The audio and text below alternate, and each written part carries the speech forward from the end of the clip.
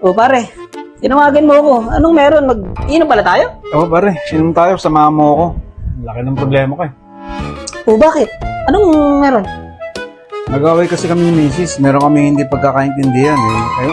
Ayun, galit, umalis. Nako. Pumunta sa nanay niya. Isang buwan daw siyang mawawala. Oh, Babalik na lang siya pagkatapos ng isang buwan kapag hindi na siya galit. Oh my God. lamig muna ng ulo, Oo, gano'n. nga palamig mo. Nako. Na nga ba? Babalik after 1 month.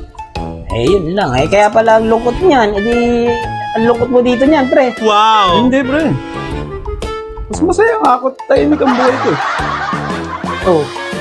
Wala ang misis mo, tahimik boy mo, masaya ka. Eh, bakit umiinom ka? Kaya nga ako minum pre. Oh. Ang kinasasama ng loob ko.